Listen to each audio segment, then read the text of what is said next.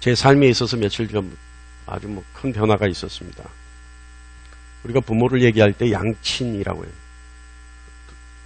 이제 부모가 둘이다. 그래서 양친이라고 하는데, 저는 양친 중에 모친을 잃었습니다. 제 육신이 생긴 연유가 반은 아버지로부터 반은 어머니로부터 왔다면, 제 육신이 생긴 연유의 반을 지난 며칠 사이에 잃어버렸습니다. 다 감사하지 않을 수 없는 것이지만, 살면서 제 육신의 연유의 반을 잃는 것은 처음 있는 경험이기 때문에, 부모를 잃었을 때 양친 다를 잃든 양친 중 하나를 잃었을 때 오는 슬픔과 허전함과 상실감과 그리고 결여감이 어떤 것인지 느꼈습니다. 우리에게는 반드시 죽음이라고 하는 한계가 있죠. 인간의 죄로 인해서 주어진 이 한계로서의 죽음이라는 것은 누구에게나 적용되는 한계입니다. 누구에게나 피할 수 없는 한계라는 거죠. 죽음에는 두 가지 종류가 있습니다. 하나는 육신의 장막을 벗는 죽음이 있고요. 육신의 죽음이죠. 다른 하나는 영생을 확인하는 죽음이 있습니다. 육신의 장막을 벗는 죽음은 조금 전에 말했듯이 인간이 하나님 앞에 지은 죄로 인해 죽음의 한계를 갖게 되자 자연스럽게 나타나는 죄의 대가로서의 죽음입니다. 죄의 대가로서의 죽음은 사람들이 그냥 자연의 이치로 받아들이고 도저히 극복할 수 없는 누구에게나 공평하게 주어지는 죽음이라고 말합니다. 그래서 죽음은 그저 숙명으로 받아들이는 거죠. 또 다른 하나의 죽음은 모순되게 들릴 수는 있지만 은혜라고 말할 수 있는 죽음이 있습니다. 이 죽음이 은혜라고 말할 수 있는 것은 이 죽음이 있어야지만 또 다른 생명을 얻기 때문에 그렇습니다. 우리가 오늘 짧지만 이 본문 말씀을 보면 이 짧은 본문 말씀 안에 기독교의 정체에 대해서 아주 명확하게 설명하고 있는 말씀입니다. 우리가 오늘 말씀 중에 그라고 표현되어 있는 그가 모든 사람을 대신하여 죽으심은 라고 하는 이 그가라고 하는 그가 우리가 다 알고 있죠. 예수입니다. 그라고 표현되어 있는 예수. 그러니까 예수라고 표현한다면 예수의 죽음의 이유는 오늘 말씀 14절 말씀 잠깐 보면 예수의 죽음의 이유는 살아있는 자들을 대신하여 죽은 죽음이다 라고 14절에는 말씀하고 있습니다. 한 사람이 모든 사람을 대신하여 죽었은 즉 모든 사람이 죽은 것이라. 그러니까 살아있는 자들을 대신하여 죽은 죽음이 그의 죽음이고 그의 죽음은 누구의 죽음이다? 예수의 죽음이다. 자, 예수의 살아있는 자들을 대신한 죽음은 우리가 이미 알다시피 살아있는 자들로 하여금 새 생명을 얻게 하기 위해서 죽은 죽음입니다. 그런데 오늘 말씀을 자세히 보면 살아있는 자들이 새 생명을 얻기 위해서는 반드시 준수하지 않으면 안 되는 행동이 있습니다. 오늘 말씀에는. 그러니까 그가 모든 사람을 대신하여 죽으심은 살아있는 자들로 하여금 다시는 그들 자신을 위하여 살지 않고 오직 대신하여 죽은 예수를 위하여 살게 하려 함이라. 이것이 오늘 말씀이라는 거예요. 이것이 기독교의 정체성이고 이것이 대신하여 죽어준 예수라는 분을 위하여 그분이 나를 대신해서 죽었다라고 하는 그 명제를 확신시키고 아멘으로 받아들이기 위해서는 반드시 삶에 있어 행동에 지침이 있다라는 거예요. 이 지침을 살지 않으면 그의 죽음은 나를 대신한 죽음이 아닐 수 있다라는 겁니다. 그래서 우리가 15절 후반부에 보면 자신을 위하여 살지 않고 오직 그들을 대신하여 죽었다가 다시 살아난 예수를 위하여 살게 하려 함이라. 다시 말하면 예수를 위해 살게 하기 위한 예수의 죽음에, 예수를 위하여 살게 하려는 것이 예수의 죽음의 이유라는 겁니다. 자, 본 말씀을 조금 더 자세히 볼게요. 예수를 위해 살게 하는 것과 예수께서 대신 죽으신 그 죽음이 철저하게 서로 상호작용을 하고 있다는 거예요. 다시 말하면 대신한 죽음은 예수를 위해 살게 하기 위한 것이고, 예수를 위해 살지 않으면 대신한 죽음의 효력과 효과, 그것을 얻을 수 없다는 말입니다. 그죠? 그래서 나름대로 해석해보면 대신한 죽음은 예수를 위해 살게 하기 위한 것이고, 예수를 위하여 사는 것이 대신한 죽음의 효력을 갖는 것이고, 이 두 가지의 의미가 서로 공존하고 있는 것이다. 이 말씀은요, 예수께서 모든 사람을 위해 대신하여 죽으셨다는 위로의 말씀이기도 하지만 거룩한 삶에 대한 지침이기도 합니다. 그렇다면 여러분, 거룩한 삶이란 뭐예요? 예수를 위해 사는 것이 거룩한 삶이에요. 할렐루야! 예, 이것이 거룩한 삶의 지침이에요. 예수를 위해 사는 것. 듣기는 엄청 들었죠. 예수를 위해 사는 것. 내가 죽고 내 안에 예수가 사는 것. 뭐 이런 얘기 우리 많이 들었지 않습니까? 그렇다면 여러분, 예수를 위해 사는 것은 어떻게 사는 게 예수를 위해 사는 것일까요? 설교에는요, 많은 이야기를 담을 수 있지만, 자, 그러면 어떻게 하라고? 그래, 맞아요, 목사님. 다 맞는 것 같아요. 성경에서 본 것 같아요. 다 맞아요. 그러면 어떻게 하면 돼요? 라고 하는 것에 명확한 답이 있어야 돼요. 그죠?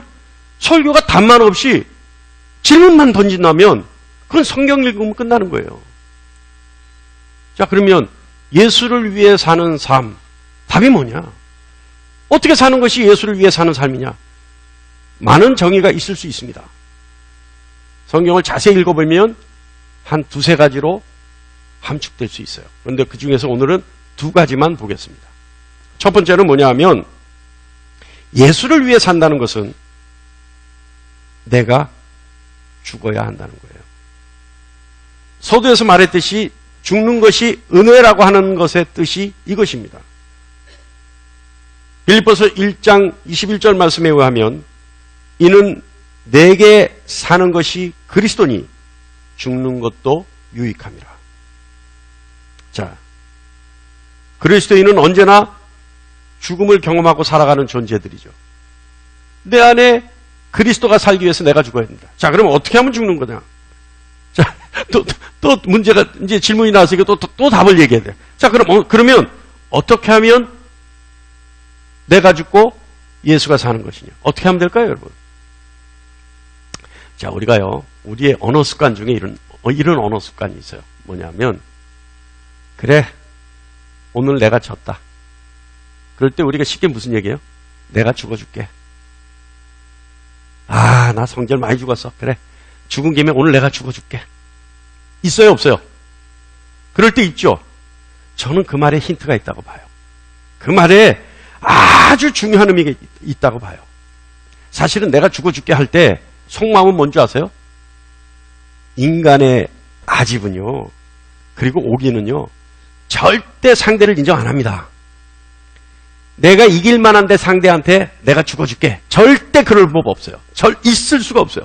그런데 솔직히 얘기하면 내가 죽어줄게 할 때는 무슨 뜻이냐면 내가 졌다는 거예요. 진짜 내가 졌다. 더 이상 까불다가는 너한테 혼나겠다. 이럴 때 괜히 호기 있게 그래, 내가 죽어줄게 이러는 거예요. 그리고는 뒤돌아서면 어떻게 해요? 뒤에서 잡을까봐 얼른 도망가는 거예요. 그죠? 그러니까 상대에게 졌다, 상대를 인정해줄게 할 때는 그냥 멋지게 보이려고 죽어줄게 하는 거예요. 여러분, 호기로운 고백이든 멋지게 보이려고 하는 고백이든 예수님께 그와 같이 해야 된다는 거예요. 예수님, 내가 죽어드리겠습니다. 그것도 아쉬우면 예수님, 내가 이번만은 죽어드릴게요. 제 신앙의 철학으로는 있을 수 없는 고백. 이거는 불경의 죄. 그렇지만 우리가 살면서 예수님의 의지와 내 의지가 충돌할 때, 예수님 뜻을 알겠는데 내 뜻이 더 강할 때, 이렇게 고백하는 거예요. 아닌 것 같은데 예수님 내가 죽어드리겠습니다. 자꾸 죽어달라는데 예수님 이번 한 번만 죽어드릴게요. 하는 고백. 어떻습니까, 여러분? 그것이 내가 죽는 거 아닐까요? 그것이 내가 죽고 내 안에 있는 예수가 사는 거 아닐까요? 예수님의 뜻이 있고 내 의지가 있을 때, 예수님의 의지가 있고 내 뜻이 있을 때 내가 그냥 예수님 앞에 고백하는 거예요. 예수님 내가 죽어드리겠습니다. 예수님 내가 이번 한 번만은 죽어드리겠습니다. 할렐루야. 그것이 예수가 살고 내가 죽는 거 아닐까요? 가장 쉬운 방법 아니겠습니까? 어때요, 여러분? 하실 수 있겠어요? 다 같이 한번 해보시죠. 예수님, 내가 죽어드릴게요. 시작. 그런데 벨이 꼴리기 시작하는 거야. 또 죽어달랄까봐. 그럼 예수가 다시 한번 더 해봐. 그러면 예수님, 오기를 가지고 이번 한 번만 딱 죽어드릴게요. 시작. 어때요, 여러분? 내가 죽는 거 아닐까요? 그런데요, 이때 사용하는 내가 죽었다 라고 하는 것은요, 잘 들으세요. 사실은 내세만의 목적으로 사는 삶이 아니라, 다시 말하면 구원만을 목적으로 삼는 신앙생활이 아니라 예수님이 나의 주인이 되십니다라고 하는 고백일 수 있다는 겁니다. 할렐루야. 구원만을 목적으로 사는 사람의 고백은요, 절대 예수님 내가 죽어드리겠습니다, 예수님 내가 이번만은 죽어드리겠습니다 고백할 수 없어요. 구원만을 목적으로 산다면. 그러나 예수께서 나의 주인 되십니다라고 하는 삶을 사는 사람은 이 고백을 할 수 있다는 거예요. 할렐루야.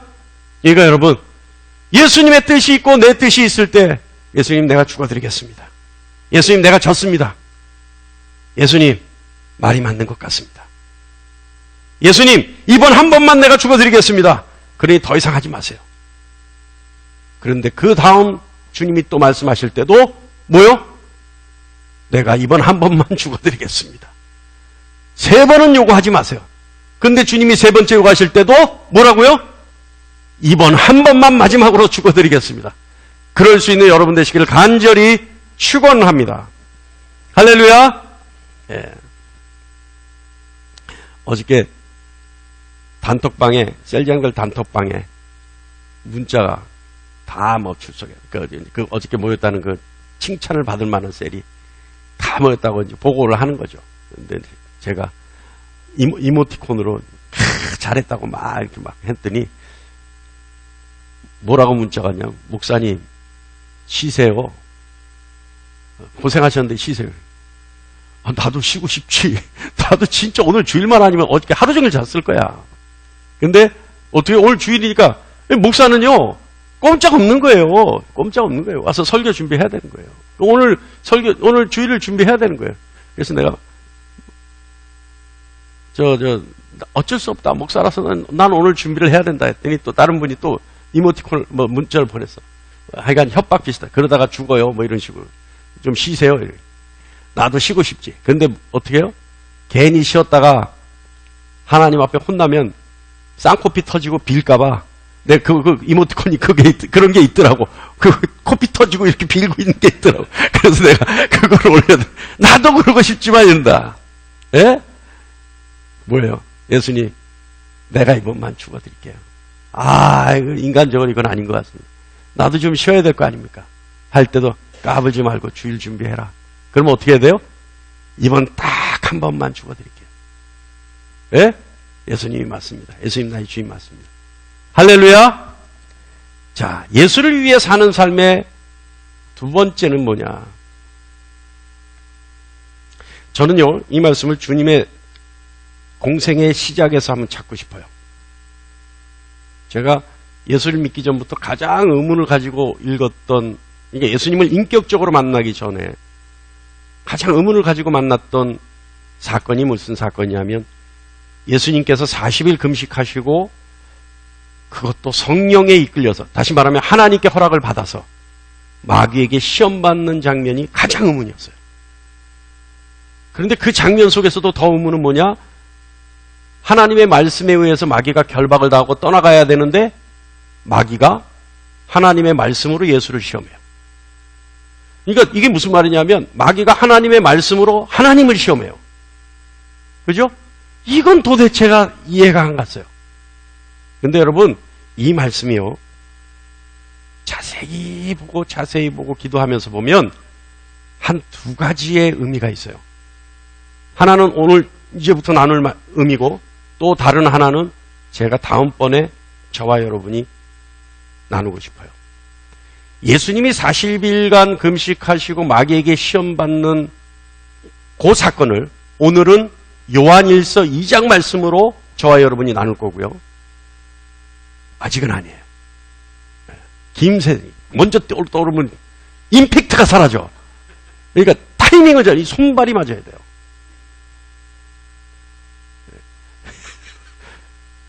다음번에는 시편 말씀을 가지고 한번 보겠어요. 근데 오늘은 요한일서 2장 말씀이에요. 다 같이 요한일서 2장 16절 다 같이 읽을게요. 시작. 이는 세상에 있는 것이 육신의 정욕과 안목의 정욕과 이생의 자랑이니 아버지께로부터 온 것이 아니요 세상으로부터 온 것이라. 자, 먼저 오늘 이 요한일서 2장 이 말씀은요, 세상에 있는 것, 아버지에게는 절대 없는 것, 아버지께서는, 그러니까 다시 말하면 하나님께는 절대 찾아볼 수 없는 것, 오로지 세상에서만 찾아볼 수 있는 것, 세상 사는 사람들에게만 있는 것, 하나님 믿는 사람에게는 없어야 하는 것. 뭐라고요? 그것이 육신의 정욕과 안목의 정욕과 이생의 자랑이다. 이거는 세상에 있는 것이고 아버지께로부터 온 것이 아니라 세상으로부터 온 것이다.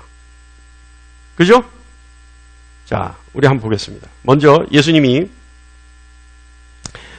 우리가 지난 수요일도 잠깐 얘기했는데, 이 말씀이 있기 전에, 이 예수님 시험 당하기 전에, 그러니까 4장, 마태복음 4장 1절로 11절 사이가, 그 말씀이 예수님이 마귀로부터 시험 당하는 장면인데, 그 말씀 전에 3장 마지막 절에 뭐냐면, 예수님이 40일 금식한 후에 하늘로부터 선포가 있는데, 이는 내 사랑하는 아들이라 라는 선포가 있어요. 그죠? 하늘로부터 소리가 있어 말씀하시되, 이는 내 사랑하는 아들이다, 내 기뻐하는 자다 라는 선포가 있어요. 그런데 이 선포가 있고 바로 마귀가 시험하는데 뭐라고 시험하냐면, 내가 만일 하나님의 아들이라면, 이렇게 시험해요. 야, 여러분, 이게 마귀가 아직 임팩트 좀, 아직 아니라니까요. 그러니까 내가 만일 하나님의 아들이라는 게, 만일이라는 건 뭡니까? 가정이에요, 가정. 가정법에 쓰는 단어예요. 그러니까 네가 진짜 하나님의 아들이라면 이렇게 얘기합니다. 하늘로부터 이는 내 하나님의 내가 사랑하는 아들이라 라고 하는데, 마귀가 당사자에게 와서 즉각적으로 네가 진짜야? 이러는 거예요. 이게 마귀의 습성이에요. 여러분이 하나님의 자녀라고 얘기하면 마귀는 항상 여러분에게 얘기해요. 너가 진짜야? 진짜야? 진짜야? 너 이런 것들이 있는데, 이런 것들이 있는데, 이런 것들이 있는데. 마귀는 그렇게 하는 게 습성이에요. 마귀가 할 수 있는 유일한 무기가 그거예요. 너 진짜야? 여러분, 진짜입니까? 가짜입니까? 진짜인 여러분 되시길 바랍니다. 그러니까 마귀가 여러분을 정죄하려고, 너 진짜야? 너 진짜야? 네가 진짜 하나님의 아들이라면 네가 왜 죄를 지어? 이럴 때 얼른 뭐 해야 돼요? 회개해버리면 돼요. 마귀는 그걸 가지고 여러분을 정죄한다니까요. 그게 마귀가 하는 짓이라니까요. 그러니까 하나님이신 예수님께도 와가지고 이 얘기를 하는 거예요. 네가 만일 하나님의 아들이거든. 자, 첫 번째 시험 봅니다. 3절 4절 볼까요? 제가 읽을게요. 시험하는 자가 예수께 나와서 이르되, 내가 만일 하나님의 아들이거든 명하여 이 돌들로 떡덩이가 되게 하라. 예수께서 대답하여 이르시되, 기록되었으되 사람이 떡으로만 살 것이 아니요 하나님의 입으로부터 나오는 모든 말씀으로 살 것이라 하였느니라 하시니. 자, 마귀가, 예수님이 지금 40일간 굶주렸어요. 금식했어요. 그리고 마귀가 시험을 하는데 뭐라고 시험하냐 하면 떡덩이가 돌덩이 되게 하라 시험했어요. 자, 그런데 예수님의 답변이 재미있어요. 예수님이 답변이 뭐냐면 사람이 뭐예요? 떡으로만 살 것이 아니라 말씀으로 살아야 된다. 자, 굶주린 자에게 시험을 하는데 돌덩이가 떡덩이 되게 하라는 시험, 유혹에 대답은 사람이 떡으로 살 것이 아니라 말씀으로 살아야 한다. 자, 떡은 우리 신체 중, 우리 인격 중 어느 곳에 해당되는 물질입니까? 떡은 육신에 대한 거예요. 그런데 말씀은 어디에 해당되는 거예요? 우리의 영적인 면에 해당되는 거예요. 그러니까 마귀는 무엇으로 시험했냐면 육적인 것으로 시험했는데 답변이 뭐예요?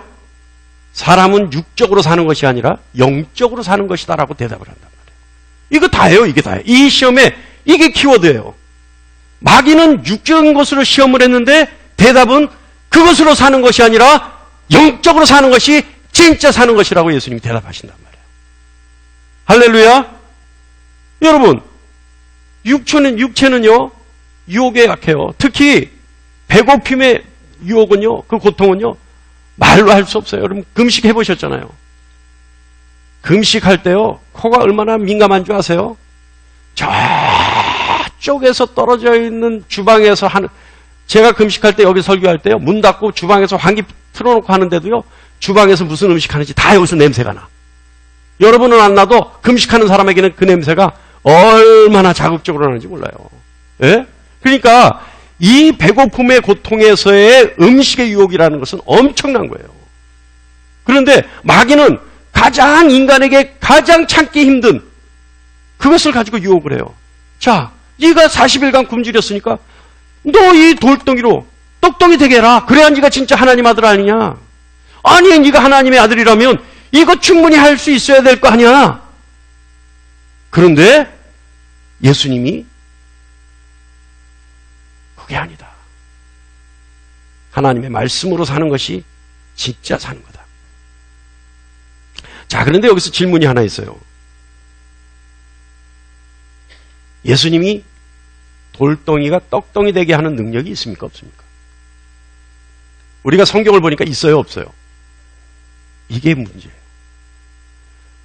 떡덩이를 돌덩이 되게 하는 능력이 있는데도 불구하고, 그래서 진짜 하나님의 아들임에도 불구하고 안 하는 거예요, 그거를. 왜 안 했을까요? 하나님 뜻이 아니니까 안 하는 거예요. 왜냐하면 하나님의 뜻은 뭐예요? 이 시험에서 통과하는 것이 하나님의 뜻이에요. 할렐루야. 그런데 예수님이 그 시험을 당하시면서 돌덩이를 떡떡이가 되게 하면 능력이 있던 없던 그 시험을 통과할 수 있습니까? 못합니까? 못하는 거예요. 하물며 능력이 있음에도 불구하고, 할 수 있음에도 불구하고 하나님의 뜻이 아니니까 안 하신 거예요. 그래서 그 시험에 통과가 된 거예요. 할렐루야. 이 말씀은 우리에게 무슨 영적 교훈을 주냐면요, 여러분, 인간의 능력이 예수님만 못하지만,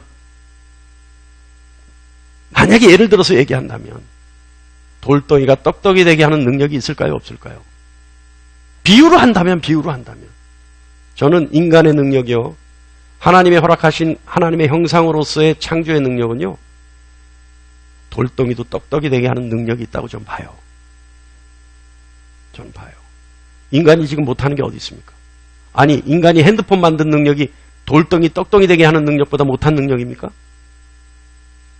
아니, 인간이요, 짠물을 단물로 만드는 능력이 돌덩이가 떡덩이 되게 하는 능력보다 못한 능력이에요? 인간의 능력은요, 자기 양말만 벗어서 활용을 해도요, 모래사장에서 물을 만들어낼 수 있어요. 여러분 그 방법을 몰라서 그렇지. 예? 지금 우리에게 하시는 이 말씀의 뜻은 뭐예요? 네가 할 수 있어도 하나님 뜻이 아니면 하지 마라. 하지 말라는 거예요. 네가 충분히 할 수 있어도 하나님 의지가 아니면 절대 하지 말라는 거예요. 예수님이 굶주린 상태에서 돌덩이가 떡덩이 되게 하라는 마귀의 시험을 통과하면서 우리에게 주신 교훈이 뭐냐? 너는 충분히 할 수 있지만 너의 능력으로 그보다 더한 결과를 나타낼 수 있지만 하나님 뜻이 아니면 절대 하면 안 된다. 뜻이 아님에도 불구하고 그 일을 행하면 어떻게 된다? 시험을 통과하지 못한다.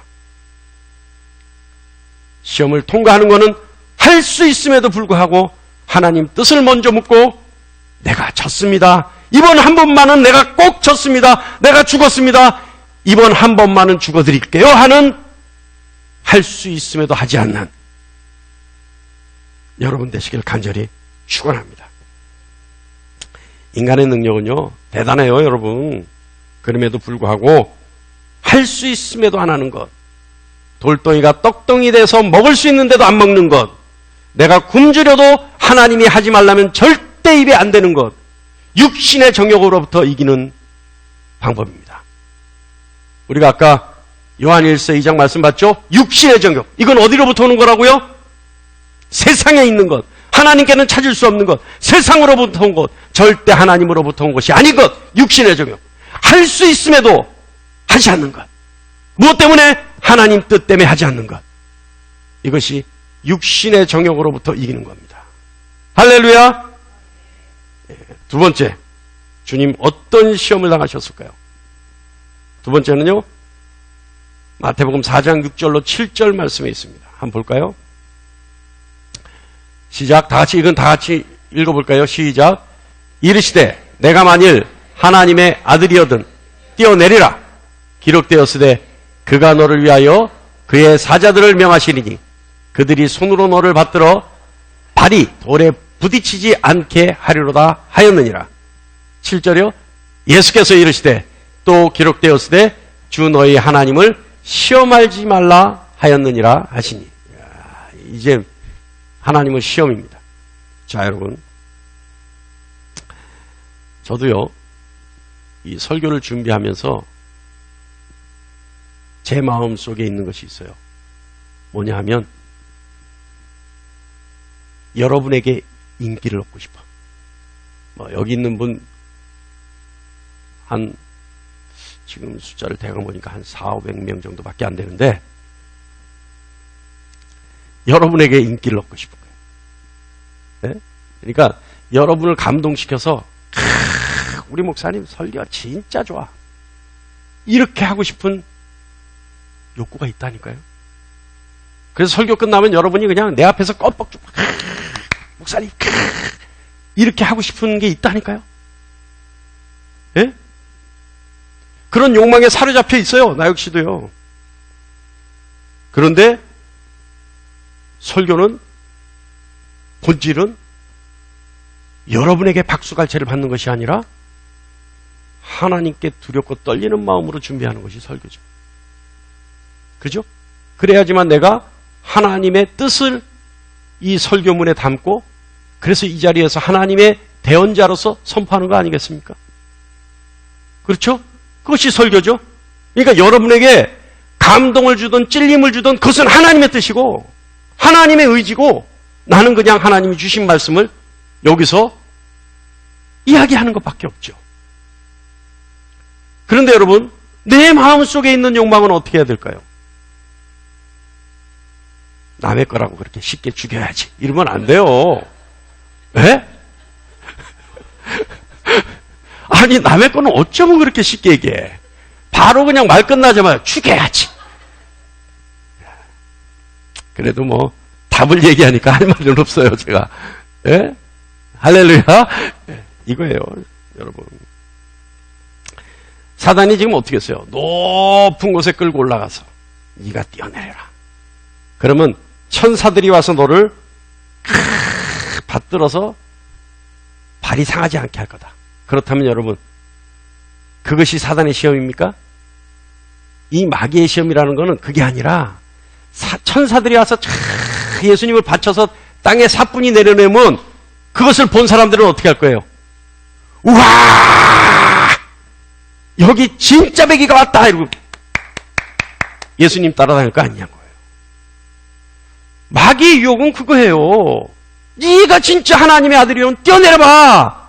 그러면 천사들이 와서 너를 수정들고 너를 받들어서 발꼬락 끝도 다치지 않게 사뿐히 내려줄 거 아니야?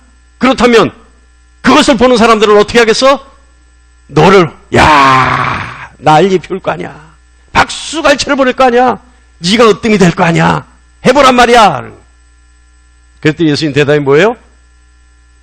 하나님을 시험하지 마라. 할렐루야. 할렐루야. 사람들의 관심,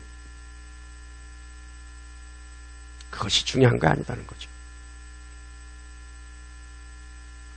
하나님을 시험하는 거다는 거예요. 그거는 우리에게 주신 능력과 우리에게 주신 소질과 우리가 가지고 있는 어떤 것들로도 나에게 내가 각광을 받으려고 하는 것이 아니라 하나님께 영광 돌리게 해야 된다는 거예요. 여러분, 우리가 가지고 있는 거 뭐 있어요? 없어요? 없어요? 진짜로? 자, 그럼 오늘 여러분 가지고 있는 게 아무것도 없으니까 있는 거는 전부 교회에 놓고 가세요. 할렐루야?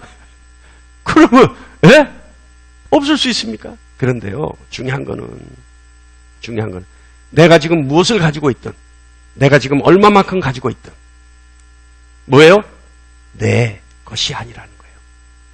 내 의지대로 쓰지 말라는 거예요. 하나님 의지대로 하나님 것처럼 쓰라는 겁니다. 할렐루야. 그래서 내가 가지고 있는 것, 그것을 사람들에게 각광받기 위해서, 사람들에게 관심받기 위해서, 사람들에게 주목받기 위해서 쓰는 것, 이것이 뭐예요? 하나님 시험하는 거예요. 그저 겸손하게 하나님 뜻대로 하는 것, 이것이 하나님 따르는 사람들의 가장 아름다운 모양입니다. 예를 들어서 사람들 관심을 끌기 위해서, 사람들에게 각광을 받기 위해서, 사람들에게 주목받기 위해서 한다면 뭐예요? 그것이 이생의 자랑이라는 거예요. 이생의 자랑. 이것은 세상으로부터 온 것이지 하나님이 원하시는 게 아니라는 거예요. 여러분, 지금 여러분이 무엇을 가지고 있든 이 생에서 자랑하기 위해서 그것을 활용하지 마시고 오로지 하나님 뜻, 하나님 의지, 그리고 하나님 영광을 위해 쓰는 여러분 되시기를 간절히 축원합니다. 할렐루야. 그 예수님이 그거 승리하시는 거예요. 그거 승리하시. 뭐라고 승리하셨어요? 하나님을 시험하지 마라. 내가 하나님이 주신 것으로 내가 이 생에 자랑을 위해 쓴다면 내가 하나님을 시험하는 거요. 내가 하나님 위해 쓴다면 하나님 뜻대로 사는 겁니다. 할렐루야. 아무것도 아닌 줄 알았는데 이것이 하나님 시험하는 거래요. 우리가 지금껏 살아온 방식이 사실은 아무것도 아닌 줄 알았는데 하나님 시험하는 결과래요. 여러분, 우리 이 생의 자랑 버려버리고 이 생의 자랑 주님의 십자가에 못 박고 하나님 시험하지 말고 하나님 위해 사는 여러분 되시기를 간절히 축원합니다. 예수님 또 시험 받으셨어요. 8절로 11절 말씀 볼까요? 마귀가 또 그를 데리고 지극히 높은 산으로 가서 천하 만국의 영광을 보여 이르되 내가 만일 엎드려 경배하면 이 모든 것을 내게 주리라. 이 예수께서 말씀하시되 사단아 물러가라. 기록되었으되 주 너의 하나님께 경배하고 다만 그를 섬기라 하였느니라. 이에 마귀는 예수를 떠나고 천사들이 나와서 수정되니라. 이 천사들이 나와서 수정들었다는 건 무슨 뜻이에요? 예수님 합격했다는 거예요. 모든 시험을 다 이겼다. 자, 이게 마지막이래요. 자, 하나님만을 경배할 것인가? 하나님만을 경배하는 것. 우리가 아까 세상 위에 있는 것, 육신의 정욕, 이생의 자랑, 남은 게 뭐예요? 안목의 정욕이라는 게. 하나님만 경배하는 것. 이건 무서운 얘기입니다, 여러분. 하나님만 경배하는 것이 안목의 정욕이라는 거예요. 다시 말하면 하나님 어떤 분인지 가치를 아는 안목의 정욕. 진리가 무엇이고 거짓이 무엇인지 아는 안목의 정욕. 사단이요? 뭐라고 해요? 엎드려 경배하며. 여러분 중에 사단에게 경배하고 싶은 사람이 있습니까? 만일 지금 네가 하고 있는 이 짓이 너 사단에 경배하는 거야? 라고 한다면 여러분 그 짓을 다시 하고 싶을까요? 아니죠. 근데 우리는 모르고 그것이 사단에게 경배하는지 모르고 하는 수많은 일들 중에 사단에게 경배하는 결과를 낳는 일이 있어요. 아니 이것이 사단에게 경배하는 게라면 이것이 사단에게 경배하는 거라면 우리는 절대 안 해요. 절대 알고 하는 크리스찬이 있겠어요? 아니 지금 여러분 보고 절에 가서 하나님이 명령이다 그러고 하나님 뜻이다 그러고 절에 가서 여러분 부처 앞에서 몇 배죠? 네? 108배. 지금 108배 했던 분들 좀 수상한데? 목사도 모르는 거를 그런 거 많이 하는 목사인데 내가. 자, 하여간 여러분 부처 앞에 108배 하고 오라 그러면 하나님이 복 준다 그러면 할 사람이 있어요 없어요? 하나님이 복 준다는 말에 속아서 부처한테 가서 108배 하고 오는 사람은 크리스찬 아니요. 그죠? 하나님이 복 준다 하더라도 내가 부처 앞에 108배 하면 이건 우상 섬기는 거라고 생각하기 때문에 우린 절대 복 준다 해도 우리는 안 하잖아요. 할 사람이 없잖아요. 우리 크리스찬이잖아요. 그런데 여러분 우리가 알고 이것이 우상 섬기는 거라고 한다면 절대 안 할 우리지만 우리가 그럴 때가 있다는 거예요. 우상 섬기는 것과 같은 결과를 낳는 우리의 삶의 행태가 있다는 겁니다. 자, 지금부터 잘 들어보세요. 돈, 출세, 성공, 그리고 육신의 안위함과 게으름. 다시 얘기할게요. 돈, 출세, 성공, 육신의 안위함과 게으름. 이것들 때문에, 이런 것들 때문에 신앙과 멀어지게 된다면,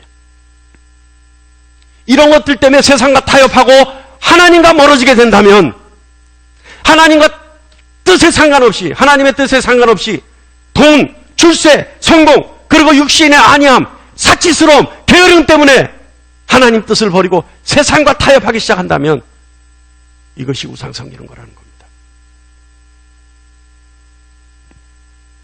이것이 우상 섬기는 거예요. 돈, 출세, 성공, 사치함, 육신의 안위함, 게으름, 이것을 위해 세상과 타협한다면 이것이 우상 섬기는 거예요. 근데 여러분 특이한 것이 있어요. 우상 섬김에는 늘 변명이 따라요. 변명. 잘 생각하는. 제가 어떤 변명을 한다 이 시간 얘기 안 하겠어요. 여러분 잘 생각해 보세요. 내가 돈, 출세, 성공, 사치, 육신의 안위함, 게으름 때문에 무언가 변명거리를 대고 기도를 하고 그 일과 타협한다면 나는 우상 섬김의 죄를 지었다. 스스로 한번 생각해보는 여러분 되시기를 간절히 축원합니다. 우상 섬김은요 다른 거 아닙니다. 하나님과 내 사이를 가로막는 모든 것. 하나님을 향한 나의 마음을 빼앗는 그 어떤 것. 하나님에 대한 사랑을 저버리게 하는 그 어떤 것. 이것이 다 우상 섬김의 죄를 짓는 겁니다. 여러분, 이것이 뭐라고요? 안목의 정욕. 다시 말하면 어떤 것이 하나님과 나와 관계를 소원하게 하고 관계를 멀리하게 하고 어떤 것이 진정한 가치가 있고 어떤 것이 가치 없는 것인지를 알게 하는 것. 그런데 그것을 분별 없이 만들어버리는 것. 아, 이것쯤은 괜찮겠지. 여기까지는 괜찮겠지. 이거는 아니겠지. 안목의 정욕. 십자가에 못 박는 여러분 되시기를 간절히 축원합니다. 그런데요, 이 예수님이 승리하신 것에 세 가지 유혹에 예수님 뭐라고 하셨냐면 사람은 떡으로만 살 것이 아니요 진리의 말씀으로 살아야 한다. 그리고 하나님을 시험하지 마라. 그리고 하나님만 섬기라. 다시 얘기할까요? 육신의 정욕으로부터는 사람이 떡으로만 살 것이 아니요 하나님의 말씀으로 살아야 한다. 사람에게 각광을 받을 수 있는 그 높은 자리에서도 아니다. 하나님을 시험하지 마라. 할렐루야. 또 하나가 뭐예요? 또 하나가 뭐예요? 세상과 타협 좀 해. 이 정도는 괜찮잖아. 라고 할 때 어떻게 해야 된다고요? 아니야. 우상을 치우고 하나님만 섬겨라. 할렐루야. 이것이요. 예수님이 공생애를 시작하실 때 하나님만을 위해서 하나님을 위해 살겠다고 고백했던 예수님이 3년 후에 하나님을 위해 돌아가실 때 완성지으신 3가지의 시험이었습니다. 할렐루야. 예수님이 이 시험에 통과하시면서 3년을 하나님만을 위해 살았어요. 누구를 죽이고? 자신을 죽이고. 그래서 우리에게 가르쳐 주신 거예요. 그렇다면 여러분, 우리가 우리를 죽이고 예수를 위해 사는 것이 뭐라고요? 하나님 말씀만으로 사는 것. 하나님을 시험하지 않는 것. 하나님만 섬기는 것. 이것이 뭐라고요? 우리가 예수를 위해 사는 방법입니다. 할렐루야. 할렐루야. 이거 외에는 없어요, 여러분. 이거 외에는 예수를 위해 사는 것 없어요. 오늘 본 말씀 다시 한번 있어요? 본 말씀? 본 말씀도 준비하세요. 자, 제가 읽겠습니다. 잘 들으세요. 그가 모든 사람을 대신하여 죽으심은 살아있는 자들로 하여금 다시는 그들 자신을 위해 살지 않고 오직 그들을 대신하여 죽었다가 다시 살아나시는 이를 위하여 살게 하려 함이라. 할렐루야. 더 이상 여기 말을 이어나가면 군더더기를 붙이는 것 같아. 그래서 더 이상 얘기 안 하겠습니다. 오늘 말씀 아멘으로 받아들여서 예수를 위해 사는 여러분 되시기를 간절히 축원합니다. 그래서 예수님의 죽음이 여러분을 위한 죽음이 되기를 간절히 축원합니다. 기도하겠습니다.